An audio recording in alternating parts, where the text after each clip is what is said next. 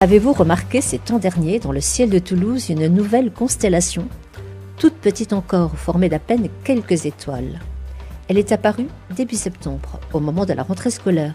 Une constellation descendue sur Terre, quelque part, du côté du quartier de la Cartoucherie.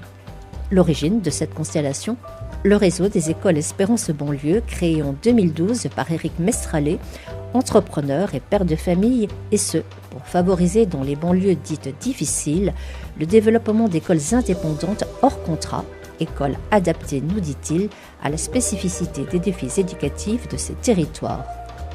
À Toulouse, le cours Les Constellations, inauguré ce 16 novembre 2018, est le dernier né de ce réseau éducatif qui compte désormais 16 établissements scolaires accueillant selon les cas des enfants et des jeunes allant du primaire jusqu'au collège.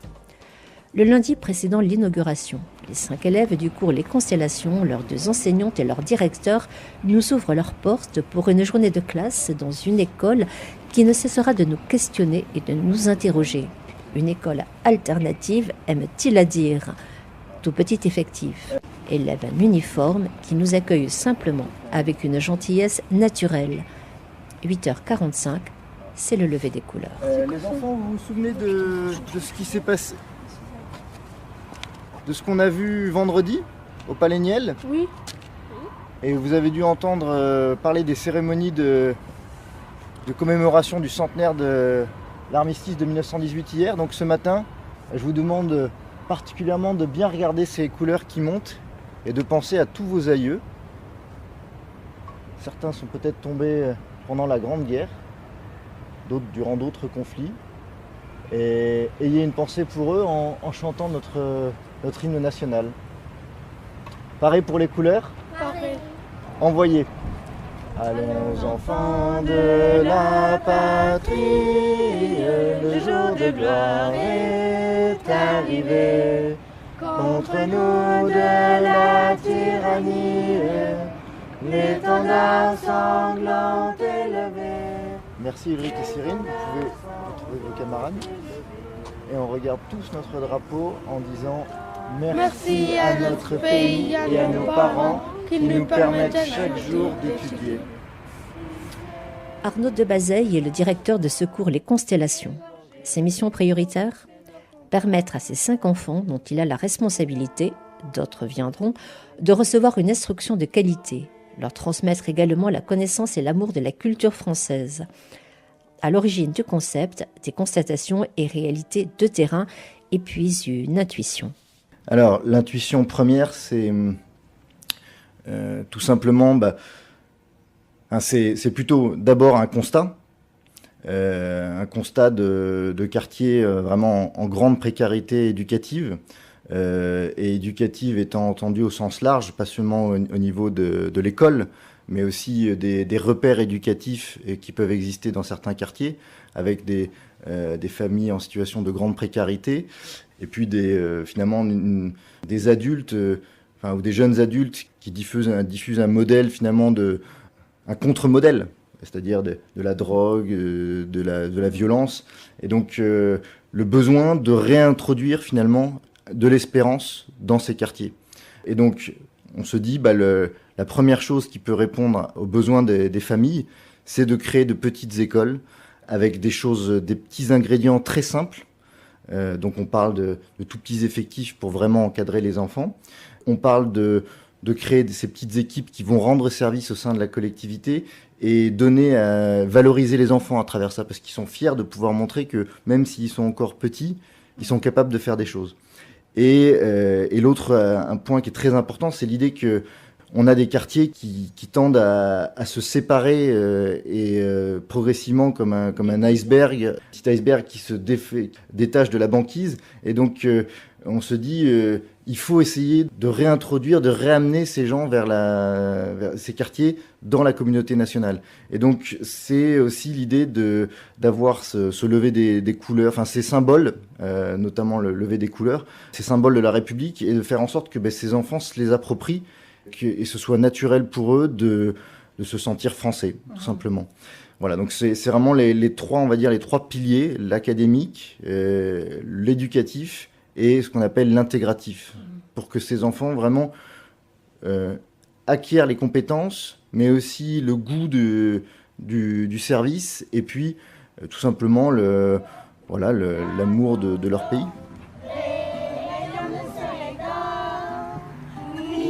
C'est la moitié d'un tout. Fa, c'est facile à chanter. Seule la terre au bon marché. On dit les maximes?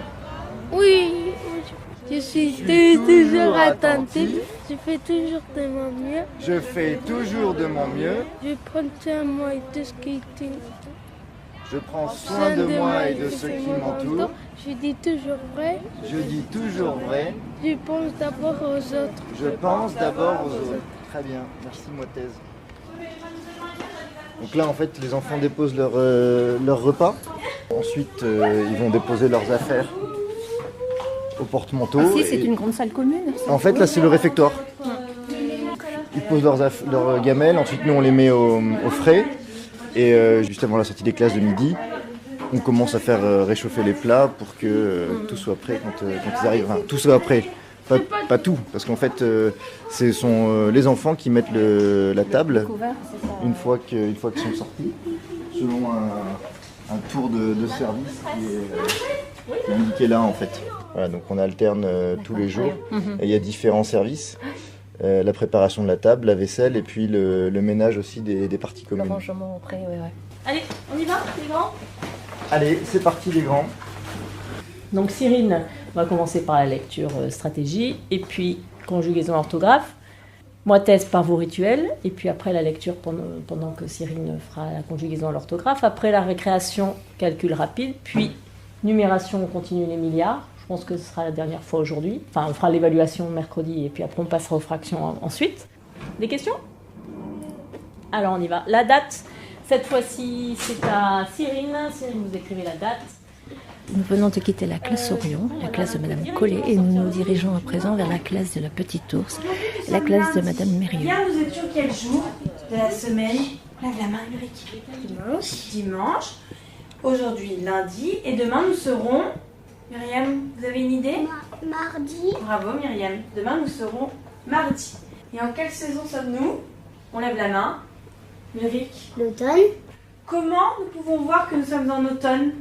Les feuilles sont jaunes. Qu'est-ce qu'elles vont pas tarder à faire, les feuilles? Tomber. Très bien.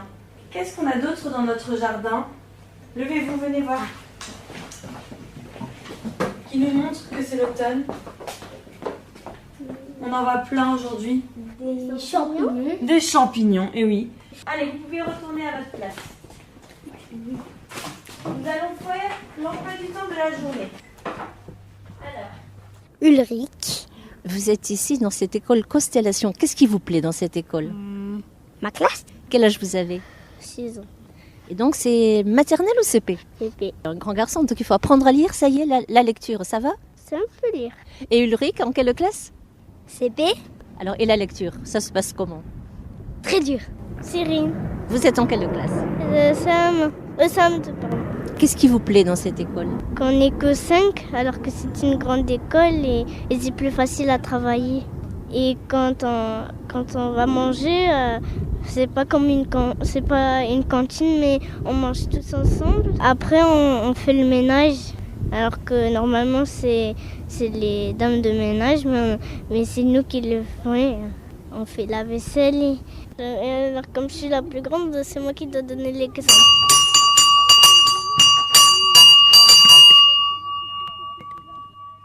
La récré.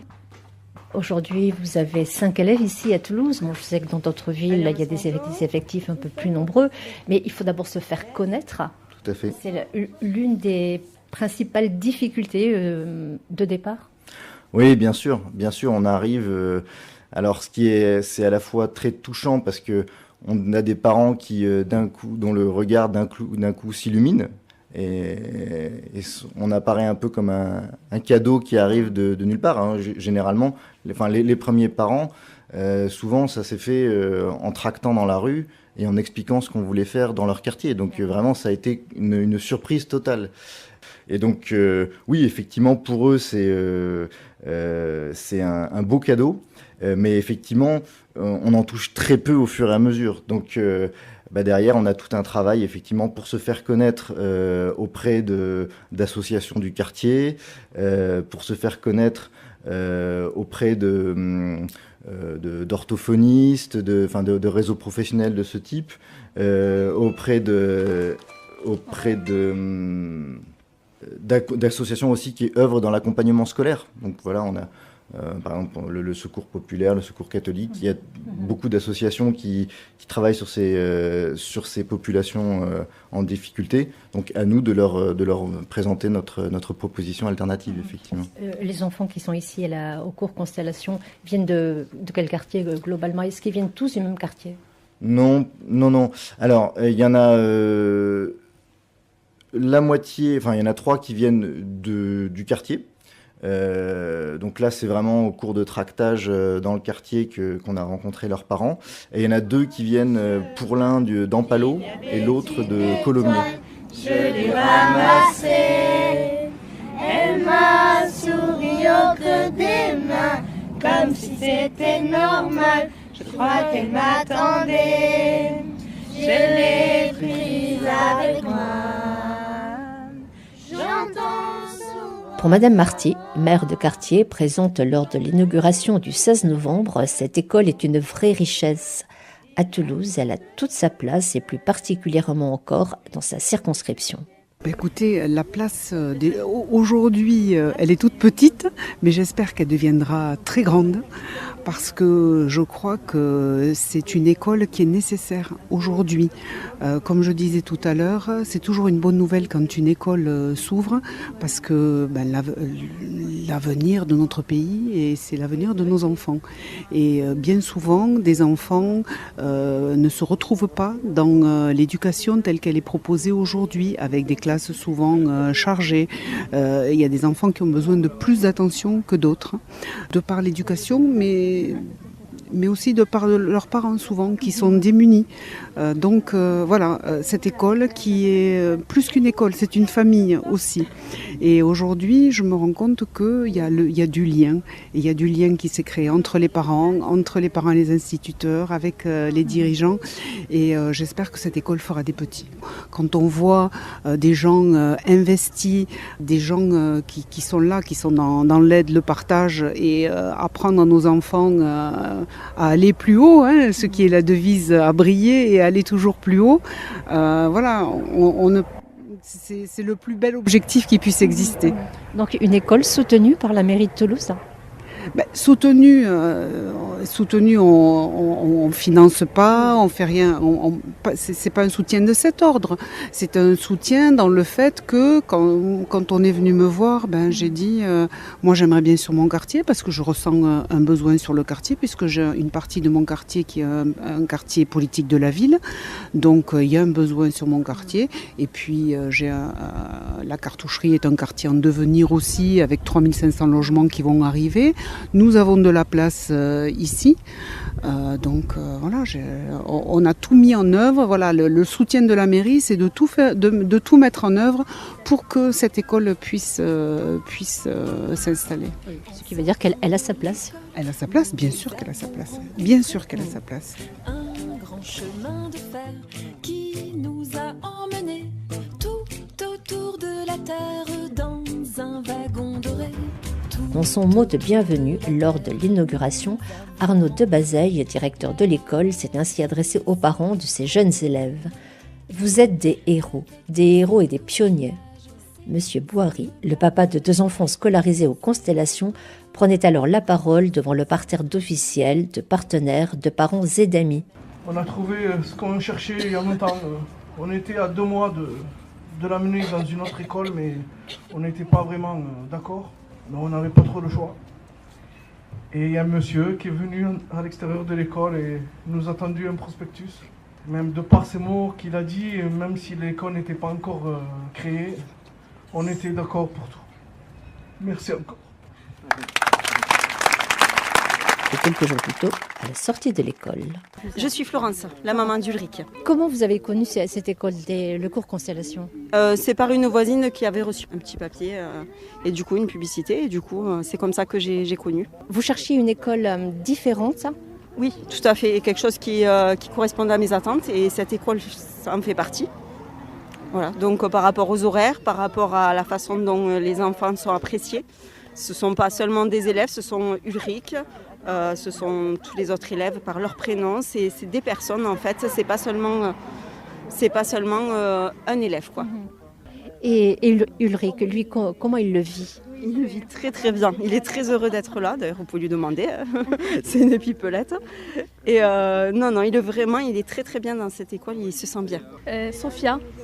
Qu'est-ce qui vous a plu tout de suite dans cette école ? Qu'est-ce qui a fait que vous vous êtes dit oui, on va essayer ? L'équipe est très proche des parents. On a connu presque tout le monde aux réunions. Et voilà, chaque soir ça se passe comme ça. Monsieur le directeur, il nous dit comment c'est passé, les maîtresses aussi. Et les enfants aussi sont très contents. À la maison, dans leur comportement, après, vous avez vu des différences ? La différence avec Cyrine, avec la grande, il n'y avait pas de problème. Et Zacharia, il était il n'aimait pas trop l'école. Un peu turbulent. Oui, non, c'est qu'il n'aimait pas beaucoup y aller. Maintenant, non, il se réveille, il s'habille tout seul. Avant, il y avait C'était dur pour le faire partir. Oui. Mon prénom, c'est Nasser. En fait, ça nous a plu, comment ça marche en fait, dans l'école, même les vêtements, comment ils sont habillés et tout. C'était bien, en fait, rangé et clair. En fait, les garçons, tout seuls et les filles, ça nous a énormément plu. Voilà. Qu'est-ce qu'elle a de plus ou de différent plutôt, cette école, en quoi elle est différente par rapport aux écoles où elle était peut-être déjà scolarisée auparavant ? En fait, la différence, que moi je vois que ma fille, elle a trop changé par rapport à l'école où elle était avant. En fait, il y a beaucoup de changements. Elle est heureuse, elle est très contente de venir dans cette école. Elle a énormément changé par rapport à l'école. Oui, voilà, après, vraiment, moi, je suis très, très content de cette école. Au-dessus de la mer, nous avons rencontré la lune et les étoiles. Sur un bateau... Le cours Les Constellations, tout comme les écoles du réseau, ne reçoivent aucun financement ni de l'État ni des collectivités locales. Et comme dans tous les établissements privés, les familles paient des frais de scolarité. Mais leur développement et leur pérennité, cependant, sont plus précaires et sont liés à la générosité de partenaires et de donateurs privés. À Toulouse, la Fondation Crédit Agricole est l'un de ces partenaires qui ont choisi de s'engager auprès d'Espérance Banlieue. Carole Giral, je suis chargée d'activité à la vie mutualiste et à la Fondation d'entreprise de Crédit Agricole Toulouse 31. Alors, on a une fondation et on est vraiment attaché à aider en fait tout ce qui est dans le domaine de l'éducation. On trouve ça très important. Le président de la fondation, qui est aussi le directeur général, Nicolas Langevin du Crédit Agricole, est très attaché effectivement à aider toutes les associations qui peuvent soutenir des enfants ou même des étudiants, des collégiens, des lycéens pour l'éducation. Mais qu'est-ce qui a fait que vous avez alors adhéré, je ne sais pas, mais que vous soutenez ce projet particulier ? Qu'est-ce que dans ce projet de ce cours Constellation fait que vous vous engagez à côté d'eux ? Agnès, voilà, la vidéo qui a servi de support pour nous présenter le projet a été, je crois, assez parlante. Et moi, je connaissais un tout petit peu, mais je pense que ça a été partagé par tout l'ensemble du jury. Ouais. Et puis c'est vrai qu'après le dossier, on reçoit au moins à chaque comité une quinzaine de dossiers. Et le dossier était vraiment bien complété, bien complet. Et les porteurs très structurés, les porteurs de projets avaient bien fait ressentir tous leurs besoins. Ça avait vraiment du sens. Ouais. Voilà. Ça vraiment des valeurs dans lesquelles vous pouvez vous retrouver. Exactement. Et surtout, le Crédit Agricole, en fait, était sur ces valeurs de solidarité, de responsabilité aussi. Voilà. Et puis, solidarité, responsabilité. La petite grenouille. Au cours Les Constellations, parents et enfants ont trouvé un lieu de vie, ils nous l'ont dit.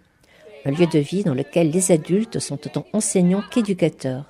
École indépendante puisque hors contrat, les enseignants qui ont toute liberté d'organisation et utilisent des méthodes d'enseignement qui ont fait leurs preuves ne sont pas pour autant en rupture avec les programmes de l'éducation nationale et loin s'en faut.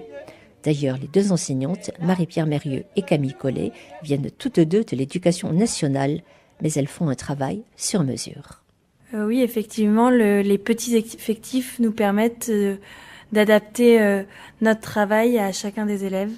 Tout cela dans un projet pédagogique beaucoup plus global. Oui, effectivement, c'est dans un projet pédagogique et éducatif. Le but, c'est d'accompagner l'enfant dans sa globalité. En fait, c'est à la fois un élève quand il entre dans l'école, mais c'est aussi un enfant qui vient avec son histoire, ses particularités, sa religion également, même si c'est une école complètement aconfessionnelle.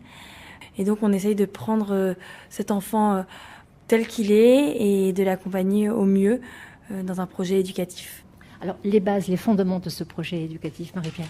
Les fondements de ce projet éducatif, c'est vraiment consolider les fondamentaux. Voilà, français, maths, lire, écrire, compter, c'est vraiment, on passe beaucoup de temps sur ces fondamentaux.